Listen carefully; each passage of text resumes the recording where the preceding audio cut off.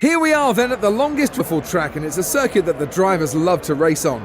But it's also quite challenging, so we should expect to see a number of cars struggle to get up to speed here today. Yes, there are many aspects to Spa that keep the drivers and teams thinking. Unpredictable weather, long straights and fast corners, as well as the rise in elevation up to Eau Rouge.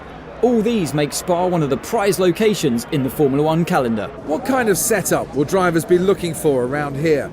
It's got a fair mixture of demanding corners. Is it all about finding the sweet spot in handling balance? It's easy to make your car quick in a straight line, you just take all the downforce off.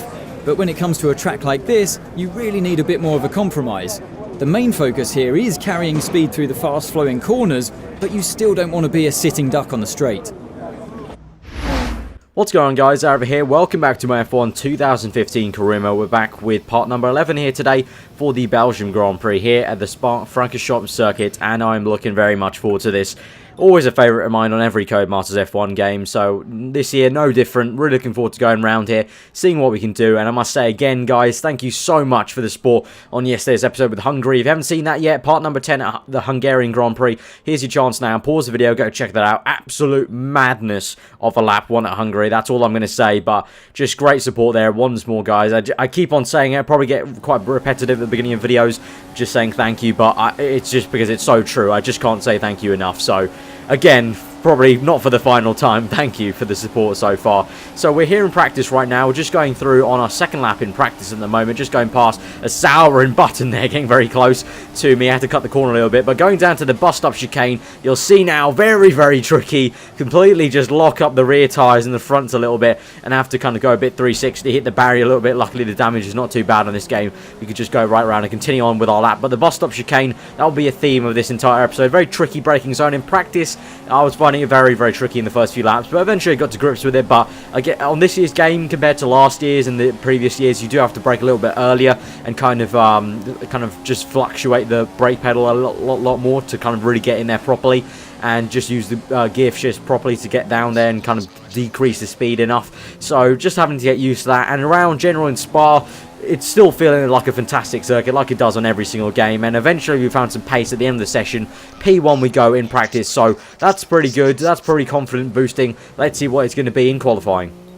Welcome to qualifying here in Belgium, where the cars will shortly be going out on track and trying to set the fastest lap time on the wonderful Spa circuit.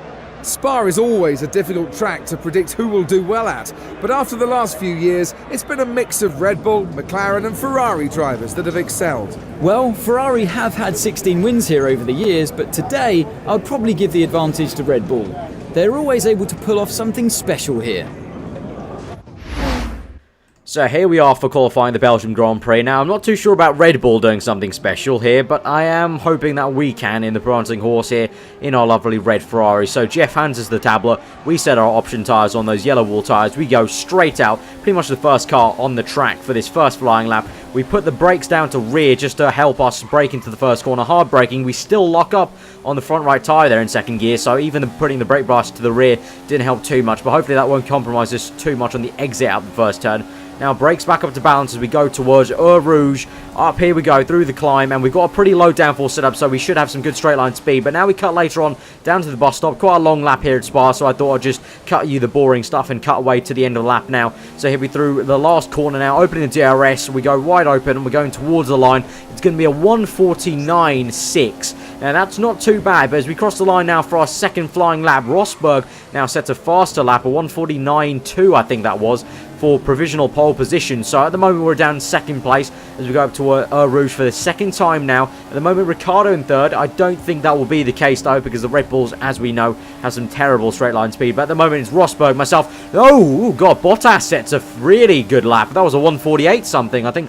A 1:48.9 I think that was. So Bottas on provisional pole position so far. Rosberg second. What is this going to be? This takes us... Oh no, that only takes us the third still. We improved our lap time by about a few tenths, but that only gets us still third place. So quite a bit of a gap there to second place man Bottas now. As we can cut on to the end of our third flying lap. What is this going to be? Are we going to improve? Let's see. We crossed the line. Yes, we do improve, but still third place. So I think we're just going to have to settle for third. I think that is going to be our place for the Belgium Grand Prix. Nico Rosberg's day after a frantic final few minutes in qualifying. it was he who came out on top. Well, it was a fantastic result, but he'll know you don't get any points on a Saturday, and to make this a great weekend for the team, he needs to do the same thing tomorrow. Welcome to the Circuit de Spa-Francorchamps, which is the location for today's race. The cars are out on the grid, so let's join the action on the track. Nico Rosberg will want his good fortune to continue on from yesterday's qualifying. He starts the race in P1 and has even said he's expecting to take the checkered flag first. You wouldn't want to bet against him doing just that. He was driving on another level yesterday, so it wouldn't be a surprise if he just pulls away from the field and is untouchable. But as we know, anything can happen in Formula 1, so we'll just have to wait and see. It's been a really disappointing season so far for Red Bull. They aren't getting the points that they believe the car is worthy of. Red Bull have clearly suffered the most from the change of regulations. The car is still a good car, but they say the performance of their new hybrid power unit is letting them down. You can guarantee they're working hard with Renault to find a way to bridge the gap to the competition. It is go time for the Belgium Grand Prix. Nico Rosberg on pole position. I'm in third. What can we do today? Bottas had a brilliant qualifying. He's in second place, so that should mix things up. Let's see as we go to those 5 red lights for the Belgium Grand Prix here at Spa. 22 laps ahead of us. And we're off. Bottas gets a brilliant start there. Looks like he's going to have a look at Rosberg on the left-hand side. Hamilton has jumped us. We go towards turn 1, braking very late. Double lock up there, and Bottas has gone wide, and we're into second place of the Grand Prix. Brilliant stuff. Looks like there's been a bit of a kerfuffle there behind us at turn 1. We're into second off that double lock-up. I really thought that would have come out worse for us, but no, it's actually come out to the better of us. And now we're looking at Nico Rosberg. We've got very low drag, big slipstream here. Can we get Rosberg? He's sparking away. Oh, what's this? Oh, look at that. Look at the speed we have against Rosberg. And we're into first place at the Belgium Grand Prix. How do you like that? How do you like that, Mercedes? What a start to this Grand Prix. We've done what Vettel managed to do in 2013 against Lewis Hamilton. Exact carbon copy in second place going towards Rouge, and then we just get a beautiful tow without DRS and manage to overtake him for first place. We're going to have to look at a replay to see what went on. So Bottas got a very good start here. We didn't get a really good start. We're down in 4th. Then we have a huge lockup, and it looks like Bottas just got kind of scared off the way, really. Look, he's down to like 10th or something like that. Looks like he just got kind of scared. He saw me in the mirrors maybe, coming towards him with like a double lockup, and then kind of just got scared off the track almost, which is sort of weird to see. But I'm not complaining. But we're here in second, and then look at the slipstream we have. Absolutely ridiculous. We're running a very low drag, very low wing aerodynamic setup here for the straight line speed, and it has worked an absolute treat here for us today on lap 1. What a move on Rosberg. Beautiful slipstream from so far back. We're going to have to look at a replay now on board with Lewis Hamilton here. So he takes us off the line, but then there's our double lockup, and there you can see Bottas gets really just completely scared off turn 1 and goes to the left-hand side, which is kind of funny to look back at. And now here, Hamilton, and I think that's Massa, the second Williams there, going side by side. Are they going to go up a Rouge side by side? Oh, what racing that is. Hamilton goes around the outside of Massa there, and then Massa has obviously the Williams with a low drag setup. He's going very close, taps Hamilton there, and we're looking at a replay from Daniel Ricciardo now up ahead. Now Massa is going to try down the inside at the end of the Kemmel Straight. Hamilton's having none of it. He goes around the outside of him. Massa tries to stick it round, but no use. That Mercedes has superior downforce, and then Ricciardo's behind Massa. Then we've got Bottas eventually behind Ricciardo, and then that's Nico Hülkenberg behind him. So a nice little train there behind Hamilton. So what a crazy start. A lot to look at there, and thankfully we can with the replay cameras. So now on to lap 3 now. Rosberg is right behind us, Hamilton behind him. Mercedes have closed up to me in 2 laps time now. Up Rouge. Hopefully we can on board with Rosberg here, and we move to the right hand side of the track to try and break the slipstream, and Rosberg's actually not getting the slipstream, but Hamilton is. He gets a double slipstream with DRS, and this is going to be, oh god, so close with Rosberg there, so close. That could have been a huge crash. Hamilton tried to maybe look down the inside of both of us, in the middle of us, but he thought better of it. But here's the replay of Rosberg, and you'll see why I was shouting so much. Just look how crazy close that was. That was so close to a crash. I could have easily have mucked that up for myself. I really did not see Rosberg being that close to me on the left-hand side, so that could have been a nasty crash there. Thankfully it wasn't. But now we cut later on to the lap. We've gone past all that section with Puma and whatnot, going down to the back straight towards that bust-up chicane. This is Hamilton now. As you can see, we're up ahead, just streaking away in first place as these Mercedes are fighting quite hard. I'm using this to my advantage. We're on board with Rosberg now, trying to come back at Hamilton, who's just taking him there on the back straight. Rosberg tries to make him move down the inside. Will he stick it round down the inside? No, looks like he's got worse traction there. but he'll have the slipstream. Surely will he have DRS? I think he does. He opens the rear flap. Going to come down the inside of Lewis Hamilton into turn 1. Can Lewis hang it around the outside here? And all while this is happening, look at that, I'm just streaking away with this battle. But now it looks like Rosberg's lost the traction there. Will he be able to stick around through Rouge? He's not too far off. He's about the same distance as I was on lap 1. So surely with slipstream and DRS, he'll be able to close back on Hamilton. Let's see. Hamilton a bit of a sitting duck here as he's not close enough to me for DRS. And now Rosberg comes through, swoops to the right, and that is going to be an easy move, you think, for second place in the Grand Prix. But no, Hamilton with some late braking comes back. Whoa, what beautiful racing this is with the Mercedes crew here. And he goes right round the outside. Oh, the Mercs really fighting here. Rosberg squeezes him out. I'm just kind of enjoying my race up in first place at this point. Hamilton still trying to stick around the outside of Rosberg. I think he'll just about get it this time. Little twitch of oversteer, but Rosberg yields the position. And eventually, I think that is where Hamilton will place in second place. Rosberg down to third. And all the while, meanwhile, I'm just chilling out, just enjoying my race. But now we cut into lap 6 now, later into the Grand Prix, a few laps later now. At this point, Hamilton is starting to reel me in now. You can see he's within 3/10 of me now, and he's closing up on me on the back straight. The back straight, beautiful place to slipstream here, much to my demise here. So now I feel like maybe Hamilton might get us. The tyres are starting to go off, so I might be pitting this lap. Let's see, into the bus stop chicane. Hamilton right behind me, and the tyres, we lock up there, so I decide, yep, last minute, we're going to decide to pit now. So we're into the pit box now, and Hamilton is going to follow us through. So very late call. I actually only decided to pit that lap in the braking zone of the bus stop, so very, very late call. Hopefully the pit crew are there. Yep, they are. They're ready for me. So we're into the pits now for a set of, I believe, will be the prime tyres I'm going to put on. There's Hamilton. No! Hamilton's jumped us. We've got a 3.6 pit stop. That is not good enough, Ferrari. That is not good enough. What was that? I know I had a late pit call, but I did say box this lap. I did say box this lap. You couldn't see it on the replay on the highlight I showed you guys.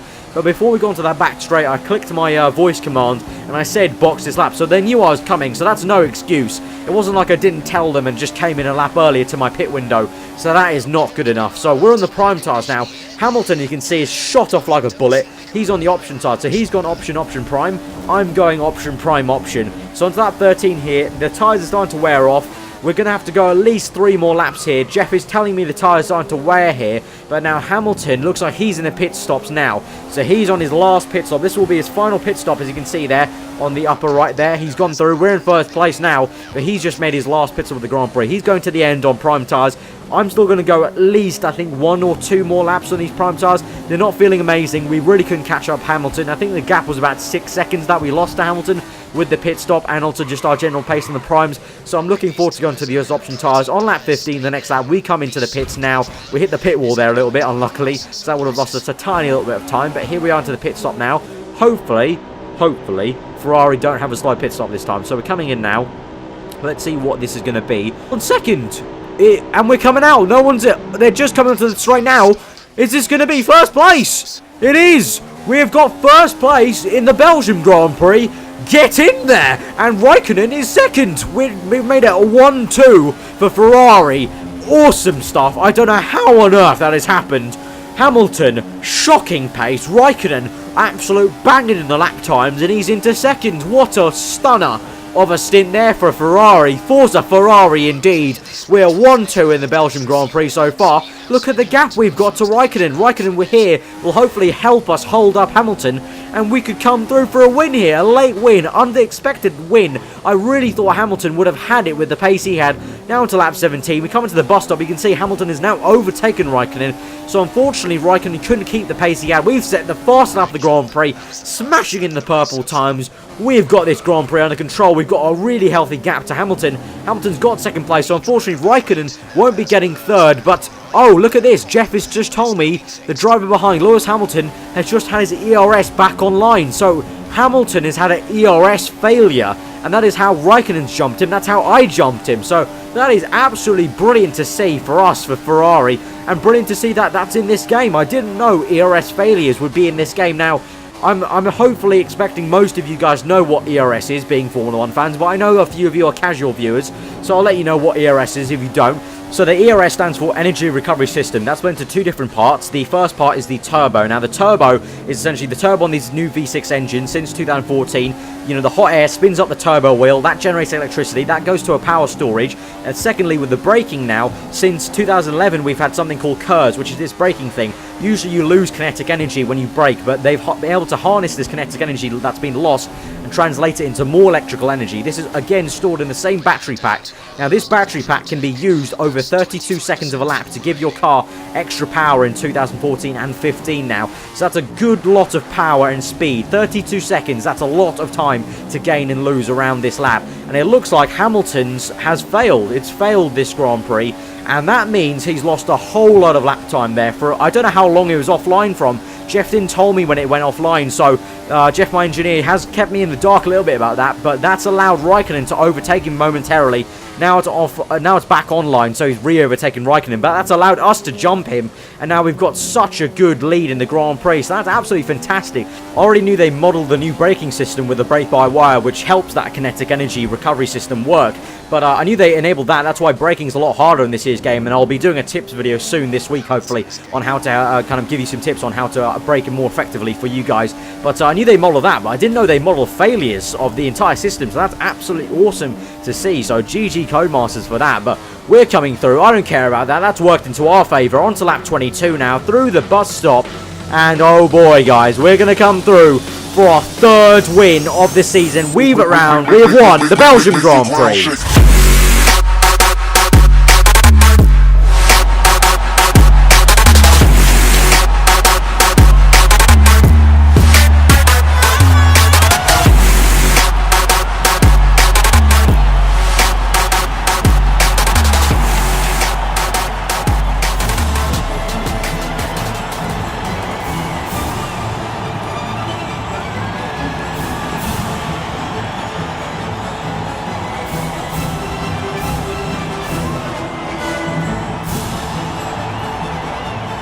So it's Sebastian Vettel who's brought home the race win today. He mastered the conditions and produced a dominant drive to take the win. It really was a wonderful performance, and one that the team will be celebrating for some time to come. There'll be plenty more twists and turns to come this season. I hope you can join us at the next race to see just who will come out on top.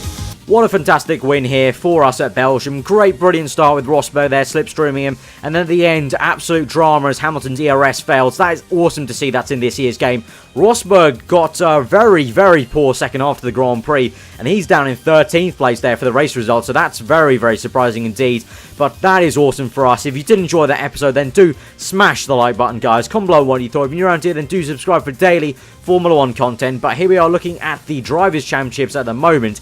And we're in third place. Lewis Hamilton leads the way. Rosberg in second. We're still second in the Constructors with Ferrari. So that's absolutely awesome. But yeah, once again, smash that like button, guys.